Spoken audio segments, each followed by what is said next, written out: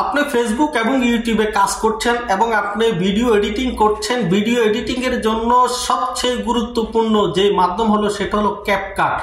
ক্যাপকাটে video editing করে সবচেয়ে মজা পাওয়া যায়, ভালো এডিটিং করা যায়। এখন বর্তমানে ক্যাপকাটে যে প্রবলেমটা এসে গিয়েছে সেটা হলো ওয়াটারমার্ক। আজকের ভিডিও আপনাদের জন্য যাদের ক্যাপকাটের ওয়াটারমার্কটি আপনি রিমুভ করতে পারছেন না। আগে আমরা দেখেছি ভিডিওর শেষে ক্যাপকাটের ওয়াটারমার্ক লোগোটি আছে, সেটা আমরা সহজে রিমুভ করে দিতে পারতাম। কিন্তু এখন বর্তমানে যে প্রবলেমটা হলো সেটা হলো শেষের ওয়াটারমার্কটা তো রয়েছে, তার পাশাপাশি আপনার ভিডিওর স্ক্রিনের উপরে যে ওয়াটারমার্কটি রয়েছে ওই ওয়াটারমার্কটি রিমুভ হচ্ছে না, অথবা আপনি রিমুভ করতে পারছেন না।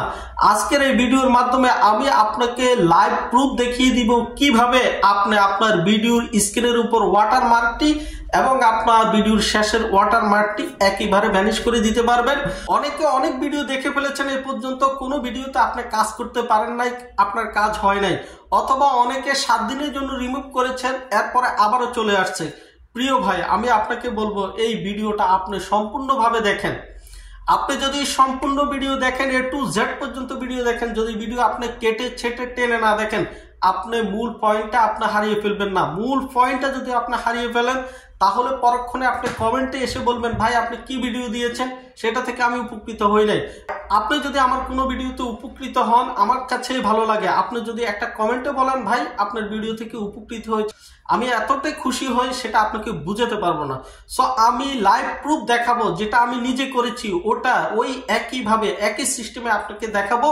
এই ভিডিওটা দেখলে আপনার আর কোনো ভিডিও দেখতে হবে না, শুধুমাত্র কমেন্টে বলে যাবেন, ভাই আমি উপকৃত হয়েছি। তো বন্ধুরা, আমি কথা না বাড়িয়ে সরাসরি চলে যাব আমাদের মূল স্ক্রিনে ভিডিওতে যাওয়ার আগে যারা এখনো আমার চ্যানেলকে সাবস্ক্রাইব দেন নাই, এই ধরনের নিত্য নতুন ভিডিও যদি আপনি হারাতে না চান, এখনই আমার চ্যানেলটিকে সাবস্ক্রাইব দিয়ে বেল বাটনটি অন করে দিবেন।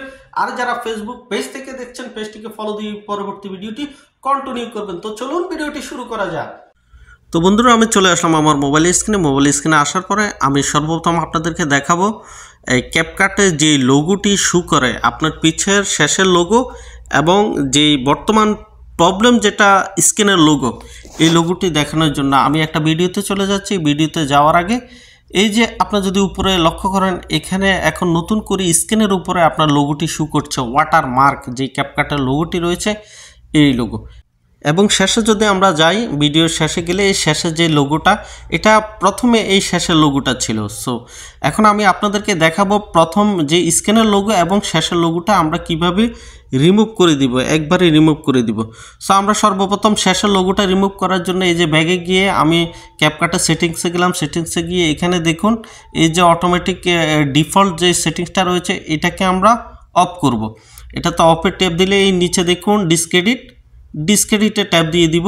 এখন হলো কি, এখন আর আপনার শেষে যে লোগোটি রয়েছে আর এই লোগোটি আর শো করবে না, আপনি যত ভিডিওই বানান আর শো করবে না, ঠিক আছে। তো আমরা শেষের লোগোটি কিভাবে আমরা রিমুভ করেছি সেটা আমি আপনাদেরকে দেখালাম। তো এখন দেখবো আমরা মূল প্রবলেম এই যে এখানে স্ক্রিনের যেই লোগোটা রয়েছে এই ওয়াটারমার্কটি আমরা কিভাবে রিমুভ করব। তো সেটাকে রিমুভ করার জন্য আমরা এই যে ওয়াটারমার্কটির উপর একটা ট্যাপ দিব। আগের ভিডিওতে আমি দেখিয়েছিলাম, এই ভিডিওতে আমি আশা করি ভালো করে দেখবেন। তো ওই লোগোটার উপরে আমরা ট্যাপ দিলাম। ট্যাপ দেওয়ার পরে দেখুন এখানে আমাদের কিছু অপশন চলে আসছে। এখানে দেন উপরে, নিচে, পাশে, আবার এই নিচে এই লোগোটা শো করবে। তো আমরা উপরে, নিচে, পাশে তো আমাদের প্রয়োজন নেই, আমরা এটাকে রিমুভ করে দিব।